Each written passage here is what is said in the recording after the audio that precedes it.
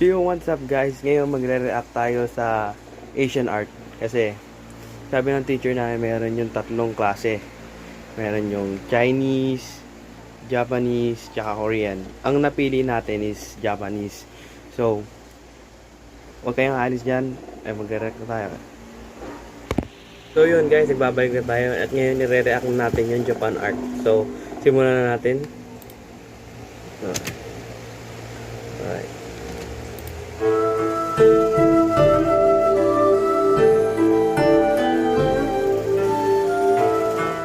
Hello, I'm Yung title nga pala ng pinapanood natin is Art of Impermanence at Asia Society Museum ng Asia Society, New York. Adriana Proser, John H. Foster Senior Curator for Traditional Asian Art at Asia Society Museum. It's my pleasure to welcome you to the exhibition The Art of Impermanence, Japanese Works from the John C. Weber Collection and Mr. and Mrs. John D. Rockefeller III Collection. That the world is constantly in flux is a basic tenet of Japanese philosophy. I've organized this exhibition to highlight that the aesthetic So yun guys, paborito itong kulay nito eh. Green. Share ka lang. or symbolic suggestion of ephemerality is key to the appreciation of much of Japan's artistic production. In Buddhism, which is not native to Japan but has had major impact on Japanese culture, the concept of impermanence is closely related to the understanding of rebirth and the desire to escape the cycle of rebirth and death through enlightenment. By the 9th century, Japanese courtiers regularly incorporated allusions to the ephemeral into literature and other arts. Centuries later, tea masters commonly organized tea events, known as chanoyu, to stimulate participants to tap into feelings of wistfulness associated. So yung Japanese art nga pala gumamit sila ng permanence sa ano nila, sa mga art nila. So yun yung mga team ng mga arts na ginagawa nila. With the transience of life. The emotional associations with impermanence deeply embedded in Japanese culture can be found through much of Japan's high and low art. Over time, and depending on context, a variety of terms and symbolic motifs have become associated with ephemerality in Japan. As you make your way through the 4 sections of this exhibition, Retrieving Lost Worlds, Buddhism, Perpetual Impermanence, Tea, Choreographed Ephemerality, and Transforming Impermanence into Poetry, Calligraphy, and Painting, you will see and learn about some of these. The works in this exhibition were acquired by 3 important American collectors of Asian art. John D. Rockefeller III and his wife Blanchette Hooker Rockefeller had a special fondness for Japan and Japanese culture and were serious collectors of Asian art from the 1960s through the 1970s. With the help of their advisor Sherman Lee, they built a collection of Asian art with an exceptionally strong group of Japanese sculptures, ceramics, and paintings. Asia Society received a bequest of these works in 1978. John C. Weber began to build his collection of Japanese. So si John C. Weber, siya yung nagsimula ng magkolekta ng mga Japanese artifacts, mga Japanese artwork. Kasama yung asawa niya. Art in 1996. He has worked with curator Julia Meach to build an impressive group of Japanese sculpture, painting, calligraphy, ceramics, lacquers, and robes. Yun, yung mga kinukuha niya, mga ceramics, mga paintings, mga tungkol sa mga Japanese artworks. Yun yung mga mostly kinokonekta niya. Kasama yung asawa niya.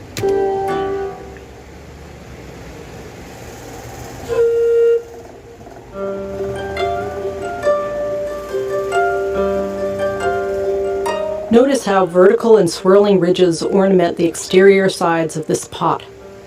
The potter added the saw-toothed mouth rim above a main cylinder. No written records exist of the ancient Jomon people who made vessels with dynamic sculpted rims like this one. The reason why Jomon potters created such sculptural vessels remains a mystery. It's pieces like this one that have inspired the name of this section of the exhibition, Retrieving Lost Worlds. Today, scientists and scholars from both East and West are driven to attempt to piece together a picture of the lost societies that made mysterious forms like this one.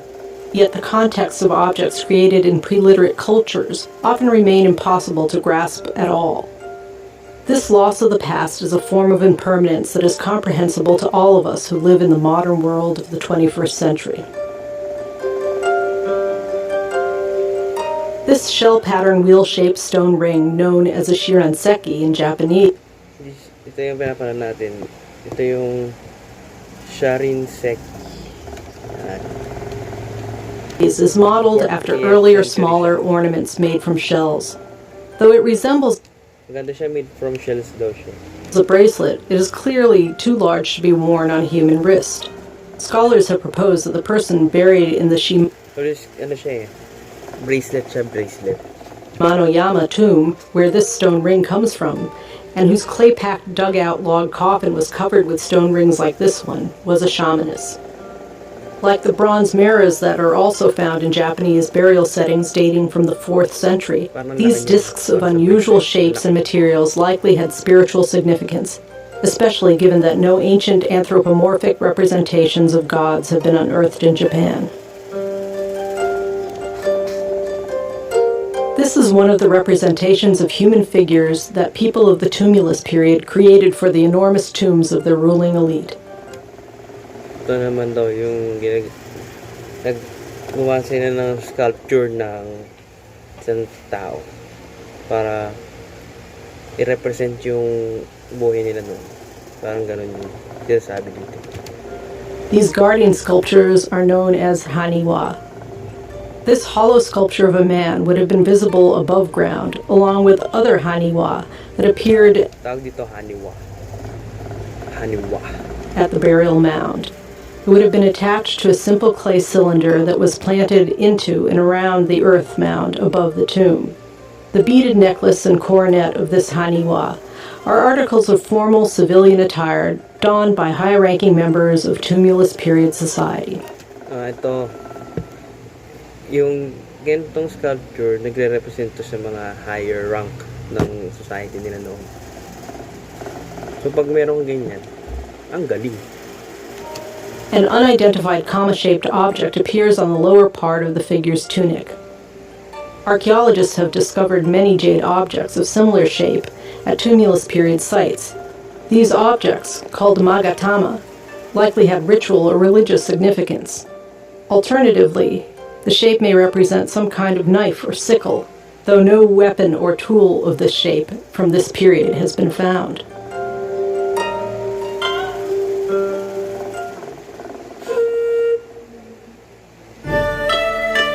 Buddhism na tayo, guys. Japan art pa rin to. Impermanence siya.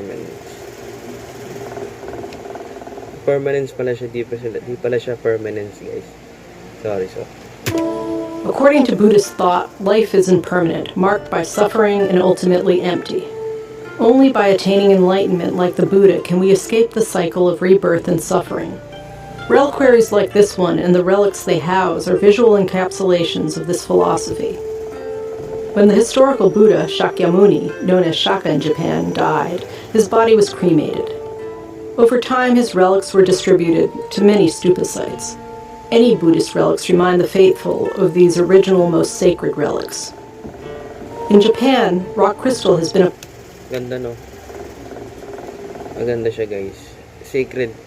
Ano daw ito eh? Sacred. Basta sacred daw yan. Crystal siya. Made of crystal. popular material for enshrining relics for centuries. This example, in the form of a 5-element pagoda or gorinto, dates to the 14th century. A craft person made the stand at a later date, but its lotus flower form is entirely fitting for the subject. Images of Buddhas are usually shown standing or seated on lotus pedestals. It's said that the Buddha, like lotus flowers, emerged pure from an unclean environment. Amida Buddha, the Buddha of the Western Paradise, is one of the many Buddhas that inhabit the Buddhist universe described in Mahayana Buddhist texts. In Japan, Amida became especially popular during the Kamakura period, when this painting was produced. This kind of welcoming descent or Raigo painting had special appeal for adherents who hoped to be reborn in Amida's Pure Land. They believed this could be achieved simply by chanting Amida's name. Amida had the characteristic features of a Buddha. Ito si Amida Buddha. Parang meron siyang sa kanila, significance. Pag sinabi mo yung pangalan nila, pangalan ni Amida, parang merong mangyayari ata na positive sa kanila. Including elongated earlobes, an urna at the center of his forehead, and a bump called an ushnisha at the top of his head. If you look at both hands of the sculpture, you will see they are in the gesture of teaching or appeasement, known as Vitarka Mudra. From this, we are able to tell that Amida is descending to earth to guide a deceased devotee to his Pure Land, the Western Paradise. The skillfully cut gold leaf that composes the delicate decorative motifs on Amida's upper garment is a characteristic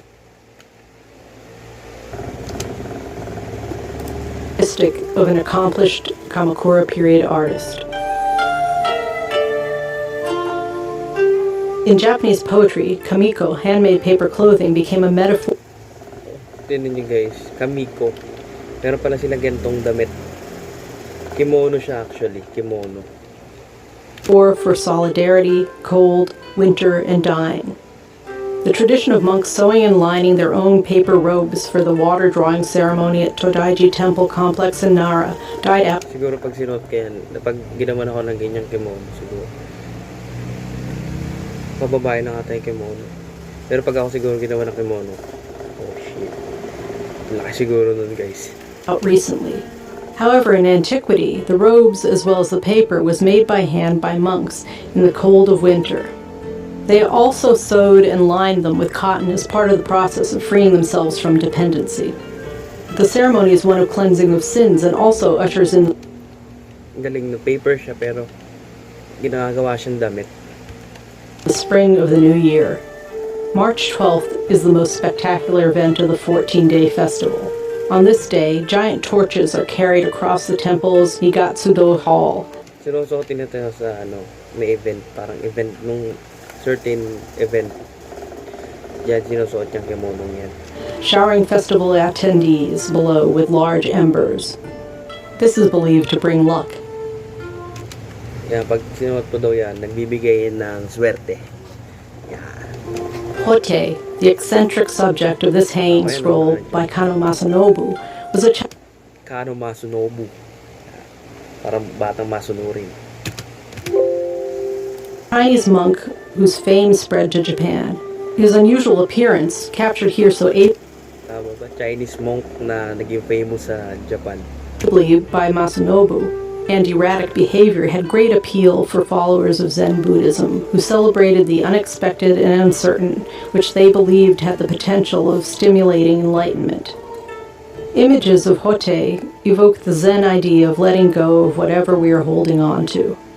According to tradition, when asked, "What is the significance of Zen?" Hote put his sack down on the ground. When then asked, "What is the actualization of Zen?" Hote picked his sack back up and walked away.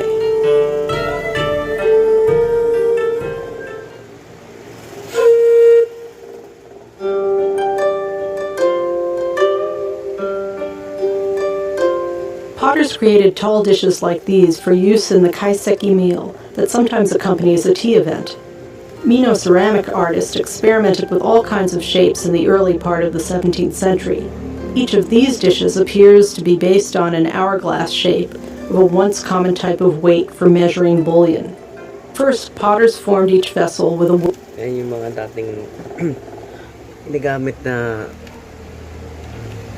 dishes na pang serve na sa mga dishes. Ganyan design ginagamit. wooden mold lined with cloth. If you look inside the dishes, you'll see the marks left by the fabric. Oribe refers generally to Mino ware with a copper-green glaze, like these dishes. It is also the name of the tea master Furuto Oribe, who lived from around 1543 to 1615, although the full nature of the relationship between the ware and the man remains unclear. This impressive vase is a type of Japanese lacquerware known as negoro. This name comes from a Buddhist temple of Negoroji, located in the mountains south of Osaka that thrived during the Kamakura, Muromachi, and Momoyama periods. Buddhist temple life and rituals were simple and restrained, like this vase. The color red was considered auspicious and durable. High-quality Negoro lacquers were prized for temple use, and thus workshops in the vicinity of Negoroji and in the cultural centers of Japan produced them. Nagoro ware also fit well within the aesthetic taste of tea practitioners who appreciate the qualities of wabi, beauty found in imperfection, and sabi, the effects of wear and age.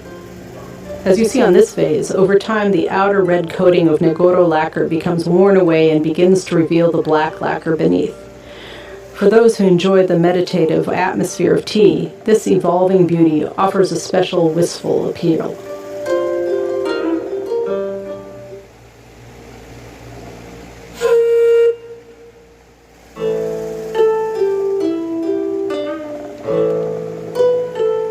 The tradition of pairing poets from the past in imaginary competitions goes back to the early 13th century in Japan. At that time, anthologies with both poem and so-called lifelike nisei, portraits, became popular. Some were in color, but others, including this example, were rendered only in black ink. This fragment was once part of a much longer hand scroll and was later cut up into sections to create several hanging scrolls. Note how the artist has captured the many layered line strokes, similar, but closer Fast forward na natin kasi mahaba to. No. scrutiny reveals distinctive eyebrows hang above and between the two competitors. The Yoshiwara pleasure quarters in the northern suburbs of Edo. Since 1741, courtesans promenaded during the annual cherry blossom viewing. In March, the quarters were enhanced blossoms. The eldest of these 5 flamboyantly dressed figures is the woman standing directly beneath the cherry tree branches. She is an oiran, which means a flower excelling all others. This title was reserved for the highest-ranked courtesans. Yung pag ganyan nakakasuot ka ata ng ganyang damit na sa babae, sabi nila, yan yung pinakamataas sa kanila. Parang may ranking kasi. Her impressively knotted sash with a bright peacock feather design is fitting for her status. Kubo Shun. Diba? Sila yung naiiba. Silang dalawa. Sila tayo pinakamataas. Ito red. Ito green. Yung black. Ito medyo violet. The painter who depicted these ladies in all the splendor of the season was also a writer and illustrator of popular fiction.